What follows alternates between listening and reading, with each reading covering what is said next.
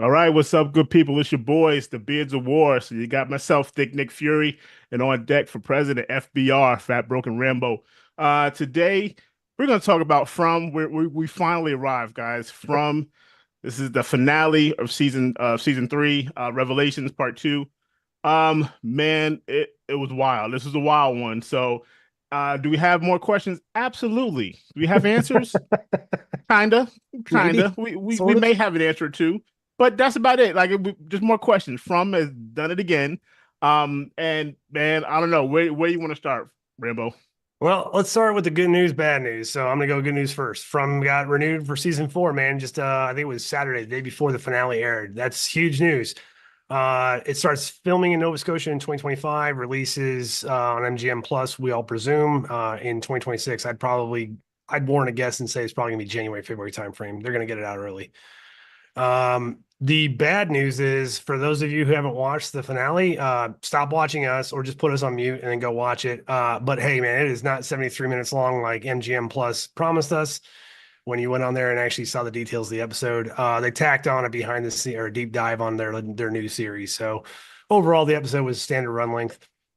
But yeah, it was kind of a punch in the face. I was expecting a little bit more, but that's all right, man. I actually left the season finale decently satisfied. At first, I was like, and then after a second viewing, I was like, man, I was like, it took some guts to do one in particular thing that they did in the episode. And don't you worry, we're going to talk about that shit. But I guess to kick it off, man, we should excuse me, we should talk. What is it, the community house?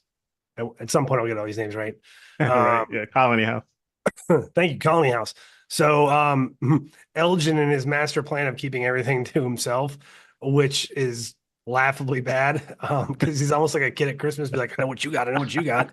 Um, so Elgin, yeah, so Elgin pretty much gets discovered out right away. By Boyd's son. Damn, I can't Ellis. Yeah. Ellis. Right. Right. So Ellis suspects it from the get-go. Obviously, Elgin's played his hand a little bit too heavy. And so the jig is up. So you got Kenny and Boyd, Donna. They all go to the house and are just like, hey man, keep Elgin here. We got some questions. I didn't understand the concept of like, hey man, we're gonna take the busiest location in the town by sheer numbers as a whole and be like, we're gonna clear this place out and make it look like nothing's going on. Everyone's still looking for Fatima at this point, but still, man, like you have a police station. Why not use it? Mhm. Um, but he goes to work, man, goes to work with the his best tough guy approach, and that's not working. So Boyd's gonna deviate from his questioning plan, and he's gonna go straight up for some torture. Yeah, a little Uh, medieval on him. Yep. yeah, man, sure did. And I don't know, it doesn't work out well. I'll give it to him. The scene is a little cheesy, man. So Boyd's packing up his shit. They're trying to talk him off the ledge. He ain't having it. Boyd is in straight up like fight mode at this point. He's gonna beat the living shit out of this kid to get his daughter-in-law back and save hopefully his grandchild. Um, yeah. He lays out every one of the tools. He's got like a little screwdriver. He's got his hammer. He's got some wiring. He bounds them up, makes a big show of that.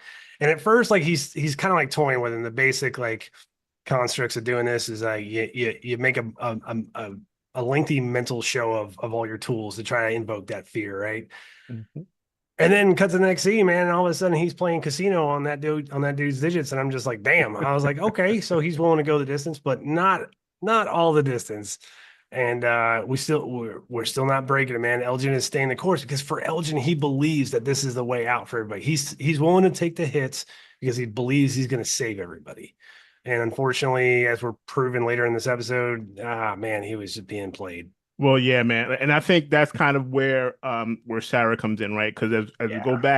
back, Sarah was absolutely positive that this was going to do what it took to save everyone in the town. So now Yep. you got Elgin going through that same thing. So in that respect, Sarah understands what he's going through. She also understands, okay, we're gonna have to break him out of this, and the way to do that is to Oh, get medieval on this torture. Cracking these knuckles ain't gonna do nothing, bro. I'm taking eyeballs. I'm taking something he's gonna miss. And before they could get upstairs, she came to the door with the answer. She's in the cellar. I'm like, oh, okay. And they just all ran to the root cellar. Like they didn't even like check Sarah, but okay, is she gonna do anything else to Elgin? Like Sarah got complete like autonomy. Like, I said, okay, cool. Like, yeah, you got the answers we needed. Cool. Not even Acosta, I don't believe, stayed behind to see what else would happen with Sarah and Elgin. So they all get to the root cellar, and then boom, what happens? Fatima already has the fetus. I can't even call it a baby. It's like a sack, right? It was like a Yeah. sack. And the kimono lady takes the sack down into the cellar. And who comes out of this sack? What who's reborn? It's good old Smiley. Oh man. Smiley, Yeah. right? One of the monsters that was killed by Boyd in what was it, season two? Season two. Yeah. Last season? Right. So it's like now you can imagine Boyd. Now Boyd's the only one that sees this because he goes down into the root cellar. So he sees this happening. So he knows, in fact, they were right about the steps they were taking to get it out of Elgin because something bad was going to happen, and it did. So whatever Elgin's belief was, oh, this is going to save us out of the town, it backfired. It didn't. It absolutely did not because now you just brought back one of the probably the biggest bads of all these monsters that are out there, every night killing everyone. So it's like in that respect, you feel for Elgin because he believed that he was doing the right thing, and Yeah. you like the guy. He's a likable guy, like just like Sarah is. She's a likable girl, but it's just like once you get that moniker of being like against the group or you did something to harm the group, it's hard to get back in people's good graces. So now Elgin's got to wear this, right? Like they're gonna like, man, what happened to you? Yeah, I'm sorry, guys. I screwed up and I brought back one of the baddest monsters ever because I was listening to the voices in my head. Whereas Sarah kind of wore that scarlet letter underneath, right? There's Yeah. no visible, effects of what she did. Elgin has to wear that like literally on his face for the rest of the time that he's here. Yeah, and for I don't see Elgin going away. I'm actually surprised that she let him live in this situation, but I think that goes to Sarah's humanity. Like she's prepared to go the extra mile because this place is taken from her what she loved the most. That was her brother. When she accidentally by her own hand kills him in season one, if I remember correctly. So it'll be interesting to see the dynamic moving forward because now Sarah's maybe not as ostracized as she once was. And Elgin is now absolutely going to face the same effects that she bore the brunt of. So it might be nice to see those two that relationship carrying forward. I can see them kind of like leaning heavily on each other. But man, like Sarah's dude, dude, her acting in this show has been phenomenal. Like you kind of like take it as a step back because you don't see her very often, and most of the time she's regulated to the background or like soft spoken, man. But she rules. Like this is the creme de la creme scene for her across the Mm-hmm. show. Like there's no better scene when she's just like, and I actually typed this out because I wanted us to remember it. But and I quote, she's like, "This place has taken too much from me. I won't let it take his soul," referring to Boyd. "I've already given mine," and that's as she's like spinning the rusty screwdriver that she's walking towards Elgin with, and you just know shit's about to go south, man. And it was just like, ooh, ooh, Mm-hmm. ooh, picked the Yeah, wrong side there, buddy. right, exactly. Um, but so since we're kind of bouncing around this episode, we just talked about basically that arc of Sarah and Elgin. Jumping over to quick to see what Jim and Tabitha looks like. So at some point they finally cracked the code on it being music notes, right? It's related to music notes, and then Jade kind of has this epiphany when he's humming the first two sets of numbers, I believe, out, Mm-hmm. and he starts humming it, and the music connects for him, right?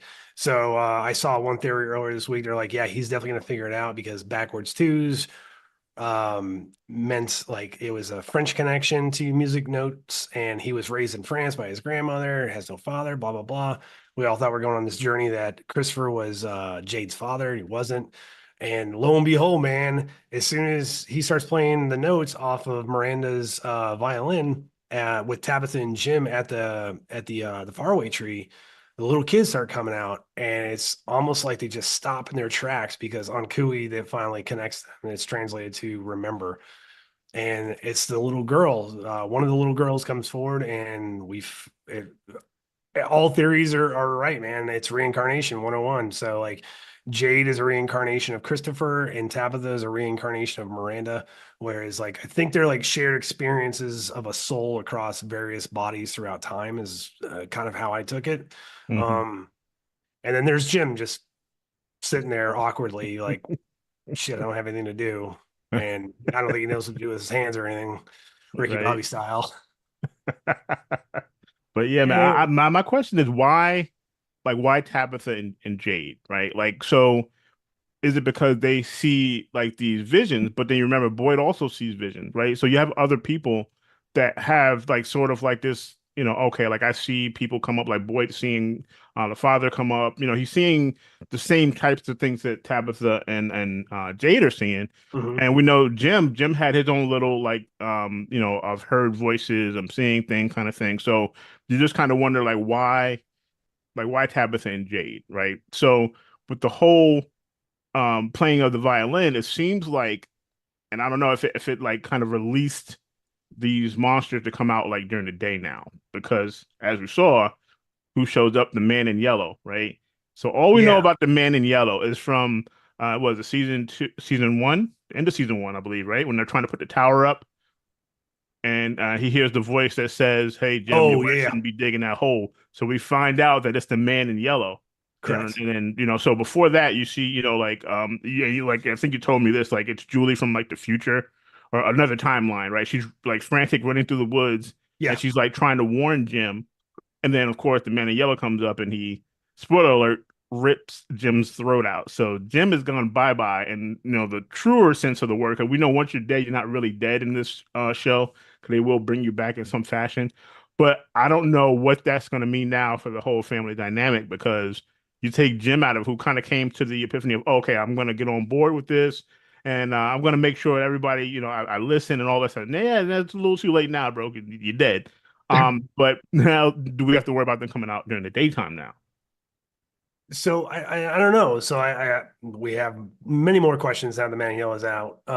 So we kind of all hinted at the fact that he was painted in by Miranda in the basement at Henry's house. So when Tabitha got out of Fromville and she was in Camden, Maine, she went to Henry's house, and in the basement there's all those paintings. One of the paintings is the man in yellow. So that's where that kind of comes from too. Um, I thought for sure the man in yellow was going to have the scar because the painting alluded to a scar. So I thought for sure that was Randall. So I don't think that's Randall anymore. I think Randall is basically Frum's version of Vecna from Stranger Things. I think he's going to end up being the big bad. But if this is truly a game, then I wonder who the big good is, so to speak. That would obviously have to probably be Jim and not Jim, Jaden, Tabitha. Tabitha, maybe. But what's Yeah. interesting, like, is like, hey, all the hallucinations they have. So the only three people that see, I'm sorry, there's four people that see the boy in white, right? There's Ethan, who's a kid, obviously. You got Victor, who was stranded there as a kid, so he sees him. And then Jade and Tabitha. Nobody else sees the boy in white except for them. I don't think Julie has seen him yet. No. And but Boyd and everybody else are having hallucinations of just different things. Like Boyd has seen Abby, his dead wife, so on and so forth. So what's interesting is like if you look at the flashbacks that they've had, like say Jade saw the guy crushed by the giant rock in the root cellar. He's seen the guy who's drinking the blood out of like the baby skull or whatever that was at the time. If those are all failed versions of Jade through time, like the different cycles of Fromville is that we're all speculating towards, if those are different versions of Jade and like or different versions of Tabitha when she saw the red stones, saw the little girl, we're all like, no way, that's Tabitha because that girl was dressed in like 1700s garb. um what if that's the case? Hmm. And so like I know it's been theorized that Jade and Tabitha are supposed to be the two parents that did not sacrifice their child to the immortality curse that the monsters are suffering from. But obviously, their daughter is one of the seven children that died because she comes to them. So I guess who's the boy in white? Who's his parents? And why is their daughter dead if they were the chosen ones to save all the kids? Questions, right? Hmm. We'll see. Far be it from to leave you with questions. I know, right? Yeah, man. So that pretty much Boyd and so once Sarah does her best impression of seer training on Elgin, basically Boyd and Kenny and Ellis run over to the root cellar and kick in the door and they get her and then Boyd goes down because I did watch on my second time through. Once she gives birth to the cocoon, for lack of a better Right. term, of Happy Mm. or Smiley, And Happy, Smiley, yeah. of Smiley, the gate in the basement floor actually rises on its own. So it's almost Hmm. like it's being controlled by whatever mystical creatures or forces are doing the work. And then once you see Smiley come back to life, all the other monsters are almost in a ceremony circle around him, which that's interesting. Right. Hmm. I also don't know, and I'm again, this is like a minor detail, possibly. All of the other monsters seem to be like in a kind of like a grayed out black and white, right? Hmm. Kimono Lady's in color. It, Is that indicative of something, right? Like she's more of an outstanding character, right? So why is that? Like, well, like what does she represent as a whole? Is she like a kind of like a balance in between both worlds or something like that? Or, is it just something, okay, well, we just want to make her stand out in some fashion. so But the other thing that's interesting about her too, though, is it seems like she is kind of reversed Benjamin Button this shit because when we first saw her in season two, like in the dream sequence with Elgin or with Fatima, it seems like she was much more sunken in and sickly. And it seems Mhm, like as Fatima has been pregnant, she has kind of almost gotten like some of her skin and muscle mhm. definition back, and she's slowly kind of coming back to a youthful look. Could Maybe be. that's all in my head, but like I could have sworn she's looks like she's reverse aging back to a healthy state. Yeah, it could be. And like I said, due to them kind of fulfilling the prophecy that the monsters want them to do, like, oh yeah, we want this baby to be born, we want these things to happen. And people are feeding into it, trying to obviously do the reverse and get everyone out of there, which is the Mhm. motivation, right? But it's actually feeding more into what they want you to do, which is how we got Smiley back because Elgin was literally talked into allowing this baby to be born. And he's like, "Oh, listen, I can't tell you. You guys have to wait." And they're like, "Dude, no. Like, there's nothing good. This place does not give you anything. There's nothing Yeah. positive that's going to come out of that." But it's hard to convince someone, especially if they're being like possessed or whatever, Sarah and Elgin have been, to convince them like, "No, this is not the way." Like Sarah knows it now, but now Yeah. Elgin's going to know it. You know what I mean? So who's going to be the next person to be like, oh no, guys, listen, they talked to me. I know they talked to you guys, but you guys got it wrong. I'm going to be the one that gets it right. And then you're constantly fighting that battle. So again, Acosta, she comes up and granted, she's on the right track with her like her approach. Like, wait, what are you doing? Why are you doing this? Like, why are you torturing this kid? Like, that's what a normal law person would do, right? You can't just go Yeah. around torturing people. But again, that's because she's still working by the rules, right? She's still working by the outside rules. None of that applies here. We already know what happens here when you listen to these voices in your head and you think you're helping and you're not, and then terrible things happen. So, as I said before, we know what that baby or thing was born. Boyd is the only one who has seen it, right? So I don't know if that's going to be an issue with, oh well, no one else saw Smiley come out of that, that birth or whatever. So now are they not going to believe what really happened? If you Mhm. don't see it, it didn't really happen, right? Yeah. So now then, and that becomes that power struggle because like Boyd has always been proven right, regardless of how you feel about him, as the people in the town are like kind of turning their back on him. He's Not been wrong. right every single time. You want to go on a tree? Okay, Dale did that. He ended up in the pool.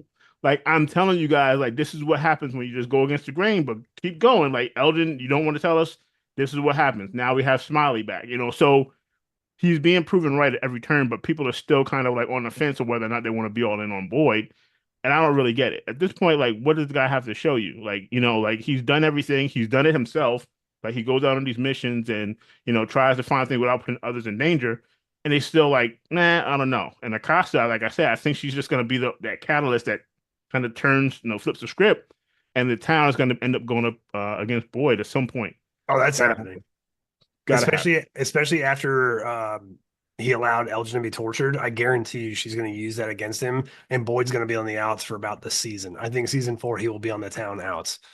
If I could sidetrack though, one of the things I found really interesting, I'm super excited to see where it goes, is this is how I kind of see this playing out is that the man in yellow makes a comment to Julie, like he's Jim is in between Julie and the man in yellow, right? But the man in yellow isn't really talking to Jim. He's talking directly to Julie. Like he looks at Jim, he's like, "Oh, you're just a fly in the way," kind of thing. Like he sees no threat in that guy whatsoever. But he's like, man, he's like that Jade sure can play. Mm, And so I think here's my theory. I think that the timeline that Julie jumps back from is the timeline closest to defeating the man in yellow and saving the kids. And I think the man in yellow was about to strike down everybody. Jade does the sacrificial fucking playing of the violin, opens the tree, pushes her back, and she has got to stop them from doing something that's going to unravel whatever's occurring in the future and help defeat them. So I guess that's kind of where my theory is at. I think the man in yellow is pretty much the devil. I think he is evil incarnate. I think so. That's kind of where I'm at.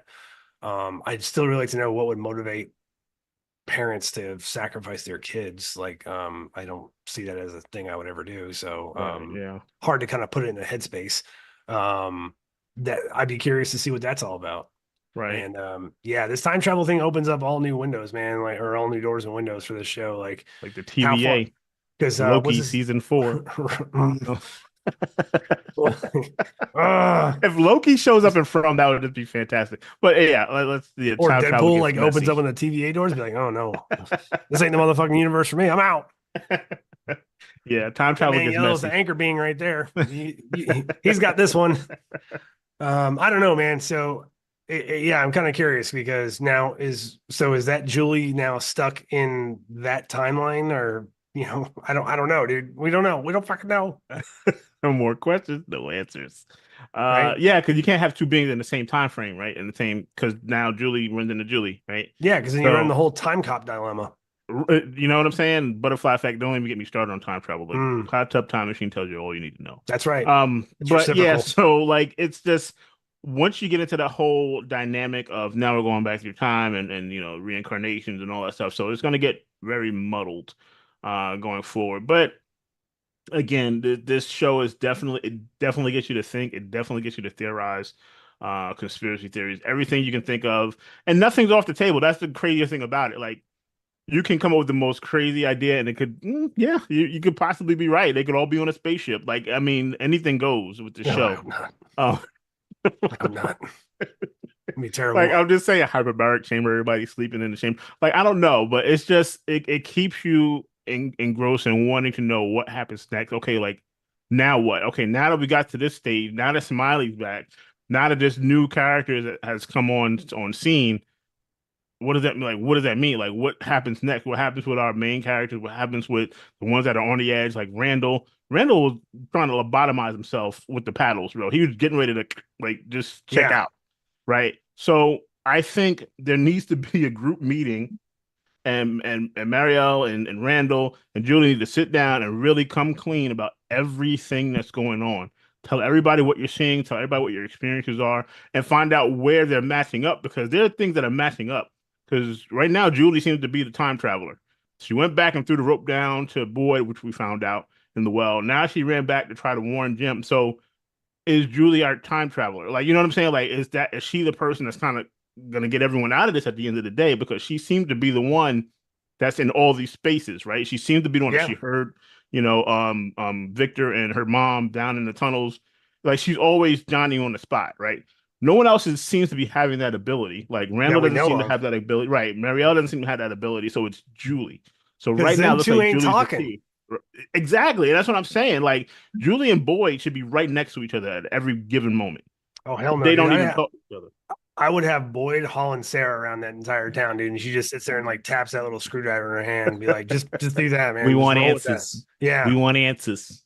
What do Yeah. you fucking know? This is my muscle, Sarah. Right? Yeah, man. But Well, here's the 2026 and us waiting to find out what the answers might look like. hey, we have Yellow Jackets to look forward to Oh man, I while can't we're wait. waiting. February 14th, man. And we'll be back for that too. Yes, sir. Yellow Jackets. All Yes, right. sir. Well, I think we've wrapped up season 3 quite nicely, my friend. Yeah, I agree, man. And revelations, I don't know. Were there any revelations? I don't know. We got some Um, answers. We got some But yeah, answers. we got some answers, but a lot more questions. But that's just the way this show goes, man. And like I said, I enjoy it. I enjoy talking about it with you guys. And listen, Yeah, get in man. the comments, man. Let us know what you guys think. What you think is gonna happen in season 4. What you would like to see happen. Like I said, nothing's off the table. Nothing's crazy. No one's gonna look at you and say, "Oh, that's the stupidest answer I've ever heard." It's all possible. Like anything's possible at this point. So, Yeah. Time again, we travel. love All right. doing it, man. So from Beards of War, this is Thick Nick Fury. Till next time. Hey, man. Fat Broken Rambo out here. Appreciate you guys.